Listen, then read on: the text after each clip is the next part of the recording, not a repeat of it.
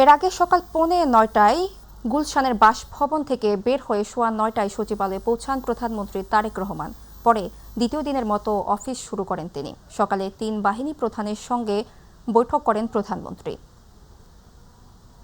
উপস্থিত ছিলেন সেনাপ্রধান general Wakeruzzaman, air chief marshal Hasan Mahmud Khan ও নৌবাহিনী প্রধান ভাইস অ্যাডমিরাল মোহাম্মদ নাজমুল হাসান। এছাড়া এনএসআই ও ডিজিএফআই এর মহাপরিচালকের সঙ্গে পৃথকভাবে বৈঠক করেন প্রধানমন্ত্রী তারেক রহমান।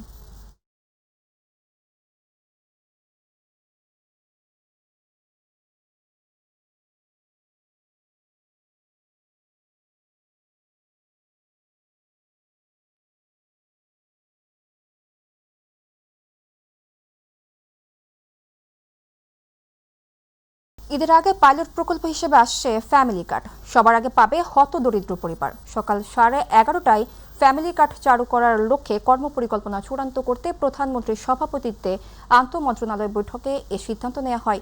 বৈঠক শেষে একথা জানান পরিবেশ, বন ও জলবায়ু পরিবর্তন মন্ত্রী আব্দুল আওয়াল মিন্টু। সমাজ কল্যাণ মন্ত্রী ডক্টর AZM জাহিদ হোসেন জানান, অন্যান্য কার্ডের চেয়ে দ্বিগুণ টাকা হবে ফ্যামিলি কার্ডে। রোববার মন্ত্রণালয়ের বৈঠকে তা সিদ্ধান্ত হবে কত টাকা দেয়া হবে। আর কৃষি, খাদ্য ও মৎস্য প্রতিমন্ত্রী আমিনুর রশিদ ইয়াসিন জানান, ঈদের আগেই ফ্যামিলি কার্ড প্রদান করা হবে। দুপুর 2টায় আগামী 5 বছরে 25 কোটি বৃক্ষরোপণ, নদী, জলাধার ও খাল খনন সংক্রান্ত আন্তঃমন্ত্রণালয় সভায় যোগ দেন প্রধানমন্ত্রী। ইউসুফ আলী রিপোর্ট। নির্বাচনের পূর্বে দেশের নারীদের ফ্যামিলি কার্ড দেওয়ার ওয়াদা পূরণ করতে সচিবালয়ে প্রধানমন্ত্রীর কার্যালয়ে আন্তঃমন্ত্রণালয়ের বৈঠক অনুষ্ঠিত হয়। সভা শেষে সংশ্লিষ্ট মন্ত্রণালয়ের মন্ত্রীরা জানান, রোজার মধ্যেই দেশের বিভিন্ন উপজেলায় নারীদের হাতে ফ্যামিলি কার্ড পৌঁছে দেওয়ার প্রক্রিয়া শুরু করতে একটি কমিটি গঠন করা হয়েছে। ফ্যামিলি কার্ডের ইস্যুর বিস্তারিত উল্লেখ আছে, সেটা কার্যকর কিভাবে করবে সেটা নিয়ে আজ আলোচনা হয়েছে। আগে একটা সার্ভে করা হচ্ছে, ওই রিপোর্টটা আমার কাছে নাই, যে বেশ কয়েকটা জেলাতে কিছু উপজেলাকে আগেই নির্দিষ্ট করা আছে। আগামী সপ্তাহে বৈঠক করে এ মাসের মধ্যে প্রথম ধাপে ফ্যামিলি কার্ড বিতরণের উদ্বোধন করা হবে। ইনশাল্লাহ ঈদের আগেই ইনশাল্লাহ এটার কার্যক্রম শুরু হয়ে যাবে। সেই জন্য আমাদের বিএনপির যে নির্বাচনী ম্যানিফেস্টো ফ্যামিলি কার্ড, এটার ব্যাপারে আমরা প্রধানমন্ত্রী অত্যন্ত কনসার্ন এবং আমরা ওনার সহকর্মীরাও সবাই এটা দ্রুততম সময়ের মধ্যে বাস্তবায়ন করার ব্যাপারে, এবং এটাকে ইউনিভার্সাল করা হবে। কোনো অবস্থাতেই যাতে কোনো ধরনের বিতর্ক না হয়, যে কোনো রাজনৈতিক মতাদর্শ, কোনো ধর্মীয় অনুভূতি অথবা কোনো লিঙ্গভিত্তিক কোনো ধরনের বৈষম্যের শিকার কেউ না হয়। ইউসুফ আলী, মাই টিভি, ঢাকা। ইউনিভার্সালি যে প্রতিটি বাংলা ইংরেজির পাশাপাশি শ্রমবাজারে প্রয়োজন এমন ভাষা শিক্ষার ব্যবস্থা নেওয়া হবে বলে জানিয়েছেন শিক্ষামন্ত্রী এহসানুল হক মিলন। শিক্ষা খাতে প্রশাসনিকভাবে তদবির বাণিজ্য বন্ধ করার পাশাপাশি শিক্ষা মন্ত্রণালয়ে কোনো দুর্নীতিকে প্রশ্রয় দেওয়া হবে না বলেও জানান তিনি। সচিবালয়ে নিজ মন্ত্রণালয়ের সভাকক্ষে সংবাদ সম্মেলনে তিনি একথা বলেন। শিক্ষা খাতে বরাদ্দ বাড়িয়ে জিডিপির প্রায় 5% উন্নীত করা হবে বলে সংবাদ সম্মেলনে জানিয়েছেন শিক্ষা প্রতিমন্ত্রী ববি হাজ্জাজ। বিশ্বের বিভিন্ন দেশের ভাষাকে তৃতীয় ভাষা শিক্ষাকে বাধ্যতামূলক করা হবে বলেও জানান তিনি। আপনি শিক্ষকতা করবেন, ক্লাসরুম ছেড়ে আন্দোলন করবেন, এটা তো হতে পারে না। আপনাদের দাবি দেওয়া যেভাবে আসা সেভাবে আসবে, আমরা সেগুলিকে অ্যাড্রেস করব। এমন তো না আমরা অ্যাড্রেস করছি না, আমরা করব। কিন্তু রাজপথ দখল করে তো দাবি দেওয়া আদায় করার কোনো প্রয়োজন নেই, কারণ আমরা দাবি দেওয়া আদায় করতে করতে এইটুকু পর্যন্ত এসছি। অথবা আমরা বুঝি কোনটা দিতে হবে কোনটা দিতে হবে না, এবং আমরা তাদের পক্ষেই থাকি, কারণ তারাই তো মানুষ গড়ার কারিগর। আমি আশা করি তারা আমাদের মেসেজ পেয়ে গিয়েছে। গরম আবহাওয়া যেন শুরু হয়ে গেছে বাজারে। রমজান শুরুর আগে দেশের বিভিন্ন বাজারে বরাবরের মতোই বেড়েছে নিত্য পণ্যের দাম। বিশেষ করে খেজুর, ছোলা, বুট, বেগুন, লেবু সহ ইফতারের নানা পণ্যের দাম বেড়েছে দ্বিগুণ। এজন্য অসাধু কিছু ব্যবসায়ীদের দায়ী করছেন ভোক্তারা। বিস্তারিত দেখুন রিপোর্টে। বাংলাদেশের পবিত্র রমজানকে সামনে রেখে বাজারে বেশ কিছু পণ্যের চাহিদা থাকে বাড়তি, আর বিক্রেতারাও সেই সুযোগটি নিয়ে পণ্যের দাম বাড়ান। ধর্মপ্রাণ মুসলিমদের ইফতারে শুরু হয় খেজুর দিয়ে। খেজুর ছাড়া ইফতার যেন অসম্পূর্ণ, আর চাহিদা থাকায় রোজার আগে চড়া দামে বিক্রি হয় এই খেজুর। দেশব্যাপী বাংলাদেশের মানুষের রমজান উপলক্ষে চাহিদা থাকে 65,000 মেট্রিক টন খেজুর। তাই সংশ্লিষ্টগণ এবার চাহিদা পূরণ করতে আরও 15,000 মেট্রিক টন বাড়িয়ে অর্থাৎ 80,000 মেট্রিক টন খেজুর আমদানি করেছেন। শুধু তাই নয়, আমদানি শুল্ক 25% থেকে 10% কমিয়ে 15% ধার্য করা হয়েছে। কিন্তু তারপরও ভোক্তাদের হাতের নাগালের বাইরে এই খেজুরের দাম। এদিকে পাইকার বাজার ব্যবসায়ীরা বলছেন ভিন্ন কথা। আমাদের এখানে 8-10 পদের খেজুর আছে, ঠিক আছে। আমরা পাইকারি হোলসেল বিক্রি করি এখানে। তা আপনার আজোয়া আছে, শুক্কারি আছে, তারপর জমজম আছে। 40 টাকা পার্সেন্ট কেজি প্রতি। কোনো মালে কেজি প্রতি গাড়িতে বাইরে গেছেন 120 টাকা বাইরে গেছেন। যেমন গত সপ্তাহে পোর্ট থেকে গাড়ি ভাড়া দিতাম 30-35 হাজার টাকা, আর এখন গাড়ি ভাড়া দিতেছি মিনিমাম 60,000 টাকা, উপরে 70-80 হাজার টাকা। ম্যাকডোল আছে 5 কেজি 6,300। তারপরে কালমি মরিয়ম আছে 5 কেজি 3,000। ডাল আছে 5 কেজি 2,500। আদু আছে 3 কেজি আছে আমাদের কাছে, এটা 300 টাকা বেশি। অপরদিকে পাল্লা দিয়ে দেশি বিদেশি সব ধরনের ফলের দাম বেড়েছে কেজিতে 50 থেকে 100 টাকা। তবে দাম স্বাভাবিক হয়ে আসবে বলে মনে করছেন ফল ব্যবসায়ীরা। নাশপাতিটা বাড়ছিল 50 টাকা, আপেলও 50 টাকা লাইনে বাড়ছে। আপেল 300 টাকা কিনা পড়তেছে, মালটা 300 টাকা কেজি। গত সপ্তাহে কত ছিল? 250 টাকা কেজি কিনা ছিল। তার মানে এই সপ্তাহে 50 টাকা করে প্রতি কেজিতে বাড়ছে। এই 2-3 রোজে আপনার আবার এই আগের জায়গায় যাবো, কারণ একটু খরচ বেশি, তো গাড়ি ঘুরি ভাড়া বেশি, এমনি মালের দাম আবার রোজার মাসে লাগে একটু চাপ পড়ছে বেশি, এই কারণে একটু দাম। ভোক্তা অধিকার সংরক্ষণ অধিদপ্তরের কঠোর পদক্ষেপ ও বাজার মনিটরিং বাড়ালে পণ্যের এই ঊর্ধ্বমুখী দাম কমানো সম্ভব বলে মনে করেন সংশ্লিষ্টগণ। নতুন সরকারের অধীনে বাজারের এই অসাধু সিন্ডিকেট নিয়ন্ত্রণে আনা হলে স্বস্তি পাবেন সাধারণ জনগণ। সাদিয়া হক, মৌ, মাই টিভি, ঢাকা। মুসলিম উম্মার জন্য রহমত, মাগফিরাত ও নাজাতের বার্তা নিয়ে এসেছে পবিত্র রমজান। চাঁদ দেখার পর থেকে দেশ জুড়ে ধর্মপ্রাণ মুসল্লিরা মসজিদে মসজিদে আদায় করেছেন তারাবির নামাজ। রাতের শেষ প্রহরে সেহরি খাওয়ার মধ্য দিয়ে শুরু হয় প্রথম রোজা। সংযম, ত্যাগ ও আত্মশুদ্ধির এই মাসে সকলের জন্য শান্তি ও কল্যাণ কামনা করেন ধর্মপ্রাণ মুসল্লিরা। ইলিয়াস মাদবরের প্রতিবেদন। ইসলাম ধর্মের 5টি স্তম্ভের মধ্যে অন্যতম হল রোজা।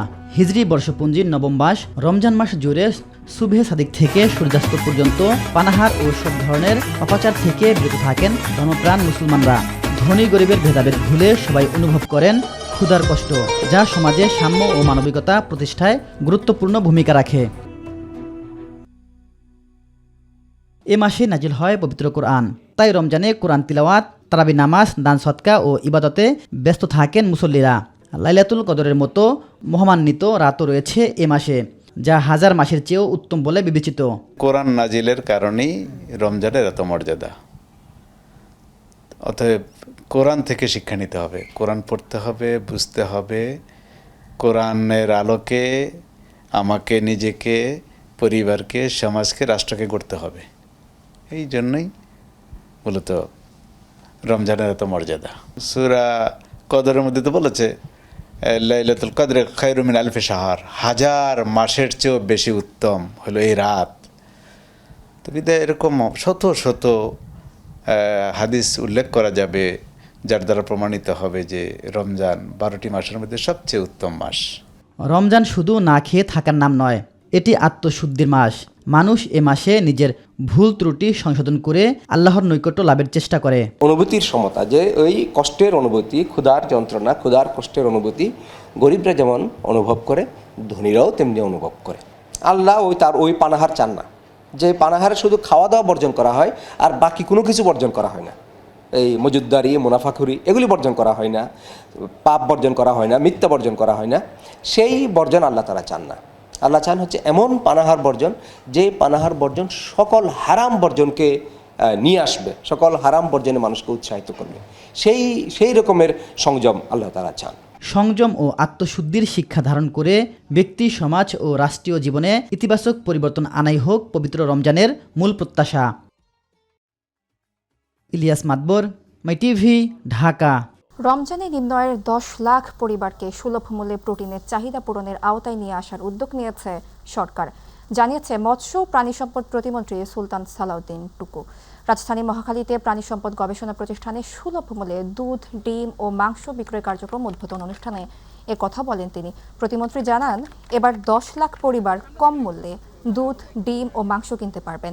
এ লক্ষ্যে উত্তরা, আজিমপুর, মিরপুর সহ রাজধানীর 25টি স্পটে বিক্রয় কার্যক্রম শুরু করা হয়েছে। চলবে রমজান জুড়ে। পাশাপাশি দেশের অন্যান্য জেলাতেও এ উদ্যোগ ছড়িয়ে দেওয়া হবে বলে উল্লেখ করেন তিনি। বাইরে তো 800 টাকা কেজি নেয় গরুর মাংস, এখানে ড্রেসিং ছাড়াই মুরগি 220, সে জায়গায় আমরা ড্রেসিং করা পাচ্ছি হলো 245। অনেক সাশ্রয়ী। এখানে দুধ হলে 110 টাকা লিটার, এখানে তো 80 টাকা লিটার। আমাদের তো সারা বছর থাকলেই ভালো হয়। এখন এই উদ্যোগের মধ্য দিয়ে ইনশাল্লাহ আমরা দিন দিন এই পরিমাণ যাতে বাড়াতে পারি সেই অনুযায়ী আমরা কাজ করব ইনশাল্লাহ। সারা মাস জুড়েই এই কার্যক্রম আমাদের চলবে।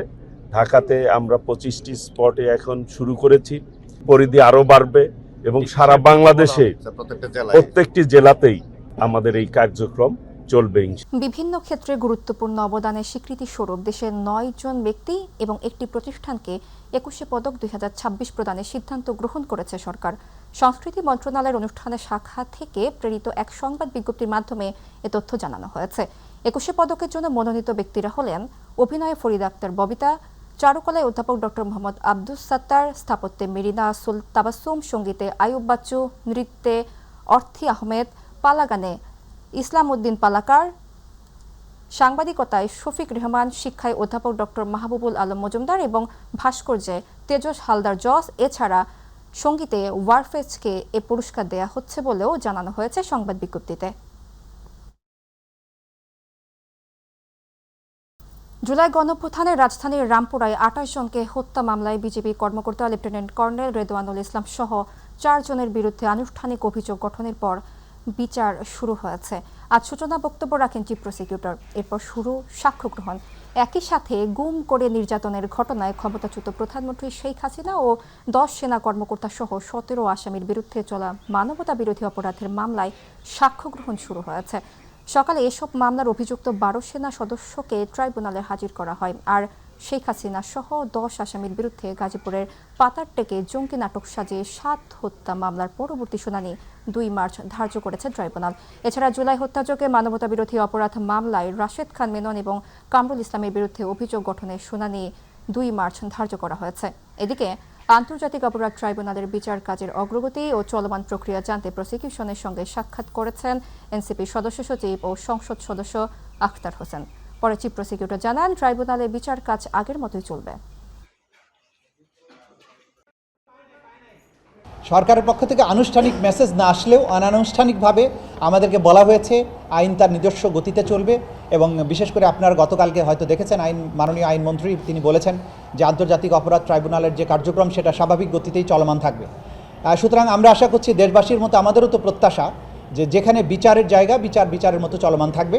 সরকার দলের কাছে আমরা বিনীত কণ্ঠে আহ্বান জানাবো, কোনোভাবেই যেন আন্তর্জাতিক অপরাধ ট্রাইব্যুনালের বিচার মন্থর গতিতে না আসে, কোনোভাবেই যেন আন্তর্জাতিক অপরাধ ট্রাইব্যুনালের বিচার ধীরগতি না হয়, কোনোভাবেই যেন আন্তর্জাতিক অপরাধের ট্রাইব্যুনালের বিচার বাধাগ্রস্ত না হয়, বরং এই আন্তর্জাতিক অপরাধ ট্রাইব্যুনালের বিচারকে গতিশীল করার জন্য যে ধরনের লজিস্টিক সাপোর্টগুলো প্রয়োজন, নির্বাচিত সরকার হিসেবে সকল ধরনের লজিস্টিক সাপোর্ট তারেক রহমানকে দায়িত্ব নিয়েই সকল ধরনের লজিস্টিক সাপোর্ট আন্তর্জাতিক অপরাধ ট্রাইব্যুনালকে দিতে হবে। কক্সবাজারে একদিনের সরকারি সফরে রোহিঙ্গা শিবির পরিদর্শন করেছেন তুরস্কের প্রেসিডেন্ট পুত্র নেক Metin Bilal Erdogan.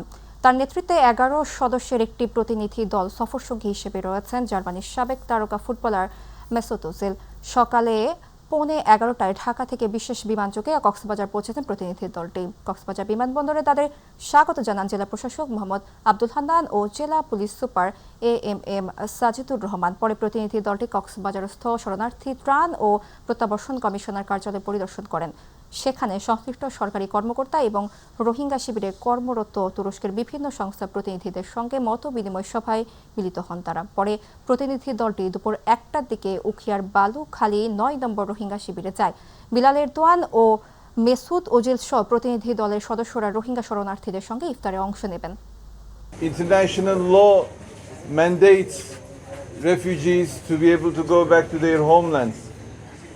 But obviously for Rohingya people to have a future, inshallah, once they reach their homelands, they need to be educated, to know the language of the alphabet, the language of their country, to have a vocational ability to survive, to have a life. ভুল ব্যাখ্যা দিয়ে সংবিধান সংস্কার পরিষদের শপথ না নিয়ে গণভোট ও দেশের মানুষের সঙ্গে বিএনপি প্রতারণা করেছে বলে মন্তব্য করেছেন বিরোধী দলীয় চিফ হুইপ নাহিদ ইসলাম। দুপুরে বাংলা মোটর কার্যালয়ে সংবাদ সম্মেলনে তিনি এই কথা বলেন।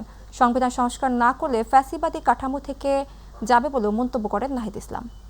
নির্বাচনের ভোট গ্রহণ সুষ্ঠু হলেও নির্বাচনের ফলাফলে কারচুপি হয়েছে এবং সেগুলো সত্ত্বেও আমরা গণতন্ত্রের স্বার্থে, আমরা দেশের স্থিতিশীলতার স্বার্থে আমরা এই নির্বাচনের ফলাফল বলা চলে মেনে নিয়ে আমরা সামনের দিকে এগোতে চেয়েছি। আমরা বাংলাদেশের জাতীয় সংসদকে এবং সংস্কার পরিষদকে, সংবিধান সংস্কার পরিষদকে কার্যকর করতে আমরা শপথ গ্রহণ করেছি।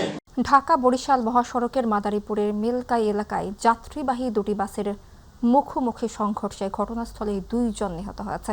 আহত হয় প্রায় 13 জন। পুলিশ ও ফায়ার সার্ভিসের টিম এসে উদ্ধার কাজ শুরু করেছে। নিহতদের লাশ উদ্ধার করে মাদারীপুর সদর হাসপাতালে মর্গে পাঠানো হয়েছে।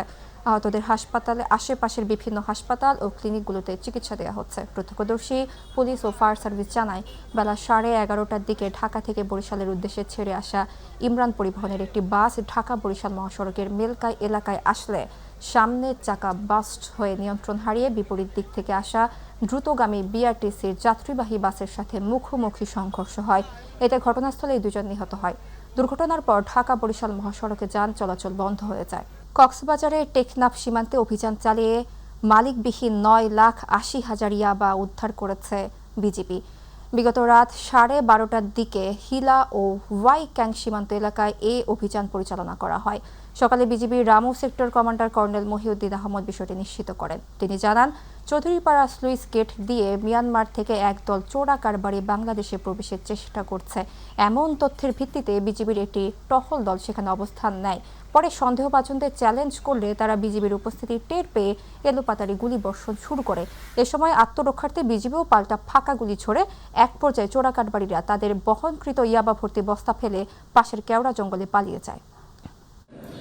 মাদক চোরাকারবারীদেরকে শনাক্ত করে তাদের গ্রেফতার করার জন্য গোয়েন্দা নজরদারি জোরদার করা হয়েছে এবং চোরাকারবারীদের সাথে সংশ্লিষ্ট সকলকে আইনের আওতায় আনার প্রচেষ্টা অব্যাহত রয়েছে।